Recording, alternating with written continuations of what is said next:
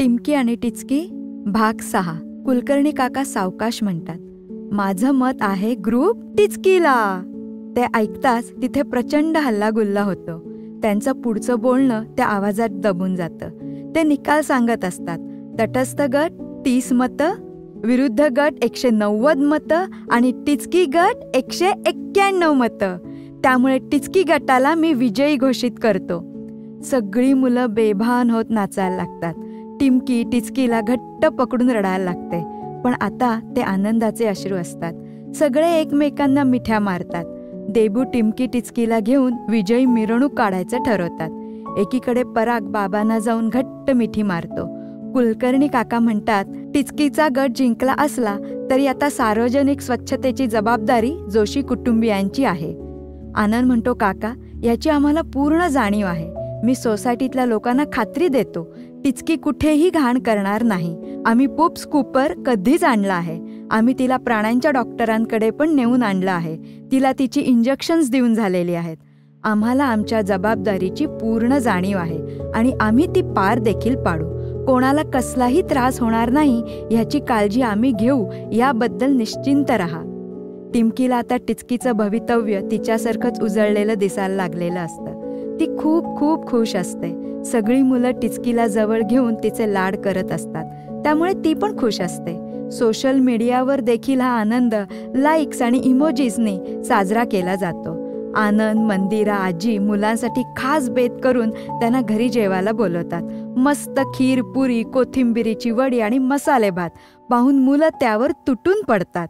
गप्पा गोष्टी आणि आनंद साजरा करून झाल्यावर हळूहळू सगळे आपापल्या घरी जातात.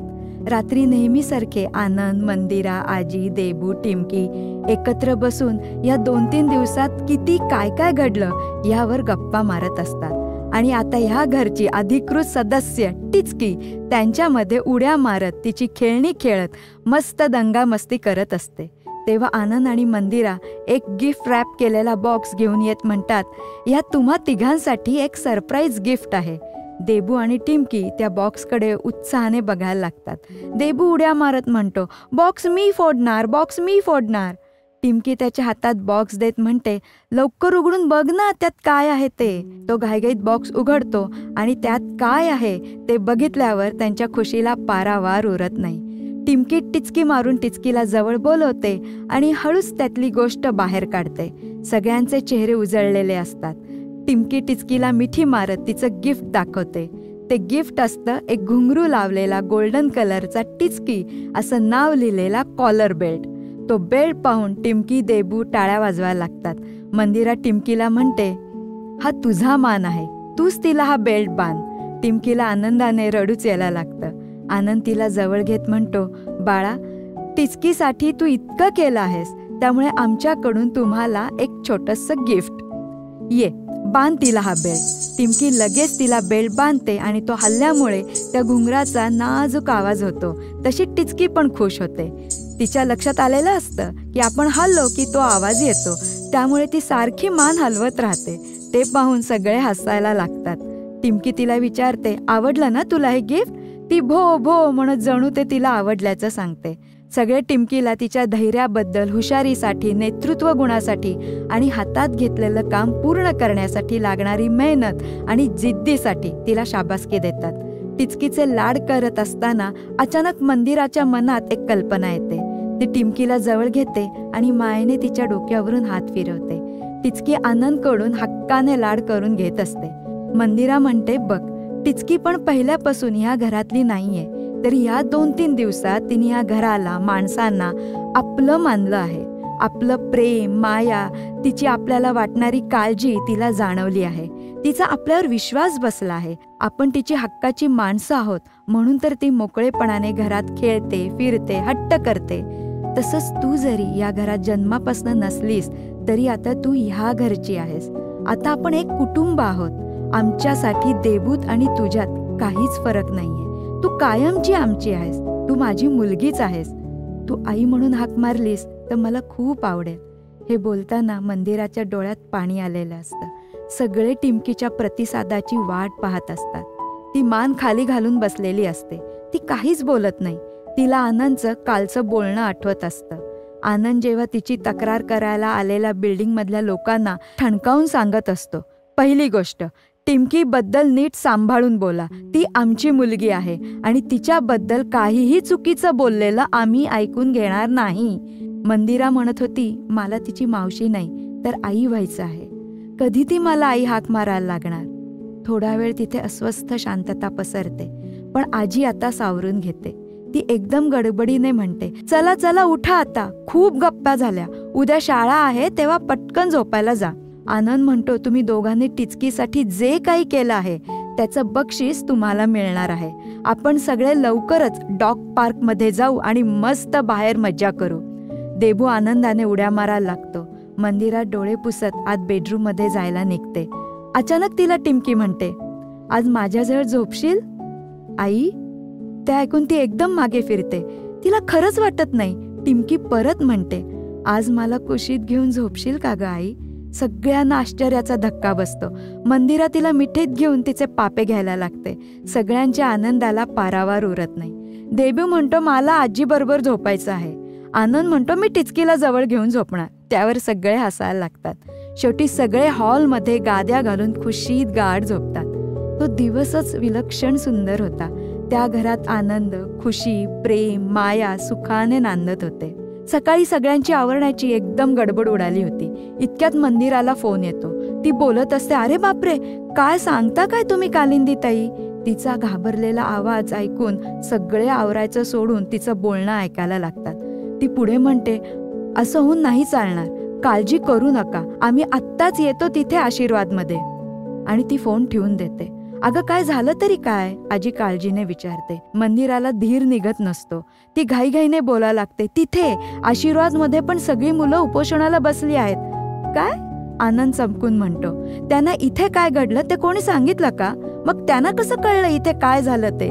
मंदिरा म्हणते, अरे मी घाईघाईत कालिंदी ताईंना फार काही विचारत बसले नाही. तुला माहितीये तिथे वेगवेगळ्या वयाची मुलं आहेत, पण लहानांपासून मोठ्यांपर्यंत सगळे काही न खाता पिता बसले आहेत. आजी विचारते, पण कारण काय आहे त्यांच्या उपोषणासाठी? कसला इतका हट्ट घेऊन बसली आहेत ती मुलं? त्यांना टिमकी आणि टिचकीला भेटायचं आहे म्हणून. आनंद म्हणतो, हे काय कारण झालं? इतक्या छोट्या मागणीसाठी कालिंदी ताईंना असं वेठीस धरण्याचं काहीच कारण नाही. टिमकीला आपण अधूनमधून तिथे घेऊन तर जातच असतो. मंदिरा म्हणाली, नक्की तिथे काय परिस्थिती आहे हे मलाही माहीत नाहीये, पण कालिंदी ताई खूप चिंतेत वाटल्या म्हणून मी त्यांना सांगितलं आम्ही लगेच निघतो म्हणून. आजी म्हणते, आता तुम्ही पटकन निघा, तुम्ही टिमकीला घेऊन जाणार म्हणजे देबू काही शाळेत जाणार नाही एकटा, तेव्हा त्यालाही बरोबर न्यावं लागेल. तुम्ही चौघे जा आणि गेल्यावर नक्की काय प्रकरण आहे ते मलाही फोन करून कळवा. आनंद म्हणतो, तुला एकटीला काही इथे चैन पडणार नाही, तेव्हा तू पण चल आमच्या बरोबर. बाजूला उभे असलेले टिमकी आणि देबू पटकन जायला तयार होतात. आजी त्या मुलांसाठी तिने केलेले रव्याचे लाडू घेऊन निघते. टिमकीला काहीच कळत नव्हतं, आशीर्वाद मधल्या मुलांनी असं का केलं असेल. तिला तो विचार करून थोडं दडपण आलं होतं. मंदिरा तिची समजूत काढत असते तोपर्यंत आनंद आणि ती दोघे आज पण त्यांनी सुट्टी घेतल्याचा फोन करतात आणि सगळे तिथे जायला निघतात. तिथे पोहोचल्यावर त्या चौघांना एक विलक्षण दृश्य बघायला मिळतं. वातावरण गंभीर असतं. टिमकीने टिचकीला हातात धरलेलं असतं. ती तिच्या कानात, आत्ता गडबड करू नकोस, शांत बसून राहा असं हळूच सांगते. ते कळल्यासारखं टिचकी पण गपचूप बसून राहते. देबू डोकं खाजवत विचार करत असतो, नेमकी ह्यांनी आमची आयडिया कशी ढापली, ह्यांना काय बरं हवं असेल. इकडे कालिंदी ताई त्यांना काहीतरी समजून सांगत असतात. त्या ऐकत लहान मोठी सगळी मुलं ओळींमध्ये शांततेत बसलेली असतात. यावेळी पण त्यांनी ताईंची शिस्त मोडलेली नसते. ते गेट उघडून आत जातात त्यावेळी सगळ्यांची त्यांच्याकडे पाठ असते. आजी म्हणते, हे इतके शांत कसे बसले आहेत? त्याचं उत्तर त्यांना लगेचच मिळतं. पुढे गेल्यावर त्यातल्या 1-2 मुलांकडे ड्रॉइंग बुकचे कागद फाडून त्यावर स्केचपेननी लिहिलेलं असतं, उपोषण उपोषण मूक मोर्चा, निषेध मोर्चा. मंदिरा डोक्याला हात लावत म्हणते, आता ह्यानी का मोर्चा काढला असावा? आनंद त्यावर काही बोलणार इतक्यात कालिंदी ताई त्यांच्याकडे घाईघाईत येतात. त्यामुळे मुलांचं लक्ष मागे जातं. त्यांना टिमकी आणि सगळे दिसतात. सगळे तिच्या भोवती आनंदाने जमा होतात. तिला पाहून ते मूक मोर्चा, निषेध मोर्चा वगैरे सगळं विसरून जातात. सगळे टिचकीचे तिच्या पाठीवरून हात फिरवत लाड करायला लागतात. देबू आणि टिमकी त्यांना आजीने आणलेले लाडू द्यायला लागतात. देबू म्हणतो आता उपोषण खतम. त्यावर सगळे हसायला लागतात. आनंद ताईंना म्हणतो हे सगळं काय आहे? त्या सांगतात लहान मुलांचे हट्ट, दुसरं काय. मंदिरा म्हणते उपोषण मोर्चा ही काय भानगड आहे? आजी म्हणते आजकाल जो उठतो तो उपोषणाला बसतो, मोर्चे काढतो. ही चेष्टा मस्करी नाहीये. उठसूट कुठल्या तरी क्षुल्लक मागणीसाठी हे असं हत्यार उपसून सगळ्यांना वेठीस धरण्यास काय अर्थ आहे? कालिंदीताई म्हणतात मुलांचं काय हो, इकडे तिकडे जे बघतात तेच ते आचरणात आणतात. आनंद म्हणतो पण यांची मागणी तरी होती काय? ताई सांगतात कालच्या रविवारी तुम्ही टिमकीला इथे घेऊन यायचं प्रॉमिस मागच्या वेळी दिलं होतं. टिचकीच्या गोंधळात तुम्ही हे विसरून जाणं साहजिकच होतं. पण काल सकाळपासून मुलं तिची खूप वाट बघत होती. संध्याकाळपर्यंत वाट पाहून आधी ती कंटाळली, मग रुसली आणि मग आता पुढच्या रविवारपर्यंत तिला भेटता येणार नाही हे कळल्यावर चिडली. तुम्हाला तर माहितीच आहे इथे आम्ही मुलांकडे मोबाईल फोन वगैरे देत नाही. पण काल रात्री नेमकं त्याने आमच्या रात्रपाळीच्या एका मावशींच्या फोनवर तुमच्या सोसायटीमध्ये चाललेला गोंधळ पाहिला. मावशीनी पण उत्साहाच्या भरात आपली टिमकी बघा तिथे सुद्धा कशी आपली हुशारी दाखवते आहे ते, आपली टिमकी आहेच मोठी विलक्षण असं म्हणत त्यांनी मुलांना तिथलं सगळं दाखवलं. ते कळल्यावर मग काय मुलांनी बरोबर तिथलं इथे कॉपी केलं. तो कोण तुमच्या सोसायटीतला मुलगा ते सगळं लाईव्ह करत होता. त्यामुळे इथे मुलांना बित्तम बातमी कळत होती. त्यांनी लगेच त्यांची मागणी मान्य करून घेण्यासाठी टिमकीचं अनुकरण करायचं ठरवलं आणि आज हे सगळं सुरू झालं. आनंद म्हणतो त्या कालच्या गोंधळात टिमकीला इथे घेऊन येणं शक्य तरी होतं का? ताई म्हणतात ते आपल्याला कळतं, त्यांना नाही. इकडे देबूने टिचकीला हातात घेतलं असतं आणि टिमकी भोवती मुलं जमलेली असतात. ती त्यांना टिचकीची स्टोरी सांगत असते. आता ते सगळे फार खुशीत दिसत होते. त्यांचे चेहरे उजळलेले होते आणि त्यांच्या चेहऱ्यावरचा आनंद लपत नव्हता. ताई त्यांना सांगतात तुम्हाला कदाचित कल्पना नाही येणार, इथली मुलं एकमेकांशी खूप घट्ट जोडलेली असतात. इथल्या मुलांचं विश्वच वेगळं असतं. कोणाला घरच्यांचा पत्ता नसतो, तो कोणाला निष्ठुरपणे घरचे इथे सोडून गेलेले असतात. बाळ असताना इथे कोणी आलं तर निदान त्यांच्या मनाची पाटी तरी कोरी असते. पण जरा मोठं मूल इथे आलं तर मात्र त्याला घरची खूप आठवण येत असते. आपल्याला असं इथे का सोडलं हेच त्यांना कळत नसतं. मग कोणी रडत राहतात, कोणी खाणं पिणं सोडून देतात, तर कोणी मनातल्या मनात झुरत राहतात. आनंद, मंदिरा, आजी सगळ्यांच्या मनावर ताईंच्या बोलण्याचा खूप परिणाम झालेला असतो. सगळे अंतर्मुख झालेले असतात. सगळ्यांनाच वाईट वाटलेलं असतं. आनंद म्हणतो हा खूप मोठा सामाजिक प्रश्न आहे. ज्यांना शक्य आहे त्यांनी अशा मुलांना आपलं मानलं तर हा प्रश्न सुटू शकतो. ताई म्हणतात सगळे तुमच्यासारखे नसतात. इतक्यात त्यांना मुलांचा गलका ऐकायला येतो म्हणून ते तिकडे बघतात तर तिथे टिचकी जोरात पळत असते आणि सगळे तिला पकडायला तिच्या मागे धावत असतात. आनंद म्हणतो ताई या मुलांचं विश्व वेगळं आहे, मान्य आहे मला. कदाचित मला त्याची कल्पना पण करता येणार नाही. तरी आज मी या मुलांशी बोलणार आहे. कारण आता त्यांना नीट समजून नाही सांगितलं तर आपल्या साध्या साध्या मागणीसाठी देखील ते प्रत्येक वेळी हे उपोषण मोर्चे असं काहीतरी करत राहतील. त्यांना वाटेल आज आपलं ऐकलं गेलं म्हणजे नेहमीच हे असं केल्यावर आपलं सगळं ऐकलं जाईल. असं चुकीचा पायंडा पडायला नको. ते आनंदाने हो म्हणतात. ताई म्हणतात टिमकीचे बाबा म्हणून मुलं तुम्हाला खूप मान देतात. आनंद टिमकीला जवळ बोलवतो आणि सगळ्यांना एकत्र ग्रुपमध्ये बसवायला सांगतो. सगळी मुलं दाटी वाटीने बसतात आणि तो काय बोलणार याची उत्सुकतेने वाट बघतात. आनंद आता एकदम गडबडतो. इतके डोळे त्याच्याकडे आदराने आणि प्रेमाने उत्सुकतेने रोखून बघत असतात. आजी हळूच मंदिराच्या कानात कुजबुजते. लहानपणी पण हा असाच होता. फॅन्सी ड्रेस कॉम्पिटिशनला, वक्तृत्व स्पर्धेसाठी घरात नुसती घोकमपट्टी करायचा. पण प्रत्यक्षात स्पर्धेला जाऊन बोलायची वेळ आली की हा असाच बावचळून जायचा. अगदी त्रेधा तिरपीट उडायची याची. ते ऐकून मंदिरा हसायला लागते. आजी पुढे म्हणते पण तुझा नवरा त्या प्रसंगाला धीटपणे सामोरं जायचा. मग ऐन वेळी जे सुचेल ते बोलायचा पण माघार नाही घ्यायचा. ह्या त्याच्या स्वभावाचा देबूच्या आजोबांना खूप अभिमान वाटायचा. हे सांगताना त्यांचे डोळे थोडे पाणवतात. मंदिरा आजीचा हात हातात घेते आणि आनंदकडे अभिमानाने पाहते. हारजीत महत्वाची नाही पण त्या प्रोसेसमध्ये तुम्ही काय शिकता हे महत्वाचं असतं. हे आजोबांनी आनंदला आणि त्याने देबूला शिकवलं आहे. भाऊक होत मंदिरा म्हणते. आनंद एखाद्या पुढाऱ्यासारखं त्यांच्या समोर उभा राहून बोलत नाही तर तो त्यांच्या घोळक्यात जाऊन बसतो. त्यामुळे मुलांना आनंद काका एकदम आपला वाटायला लागतो. तो त्यांना समजून सांगायला लागतो. टिमकीने उपोषण केलं कारण टिचकीच्या सुरक्षेचा प्रश्न होता. रस्त्यावर त्या मुलाने तिला दगडं मारली तशी परत कोणी मारून तिला जखमी केलं असतं, तिला त्रास दिला असता. म्हणून टिमकी तिला वाचवण्यासाठी उपोषण करत होती आणि म्हणून आम्ही तिला पाठिंबा दिला. नाहीतर तिला असं करूच दिलं नसतं. नाहीतर असं करणं बरोबर नसतं. तुम्ही एखाद्या क्षुल्लक कारणासाठी इतकं मोठं पाऊल उचलणं बरोबर नाही. मग परत असं नाही ना करणार? सगळ्या मुलांना त्याचा पॉइंट बरोबर कळतो आणि सगळे त्याला परत असं नाही करणार हे प्रॉमिस देतात.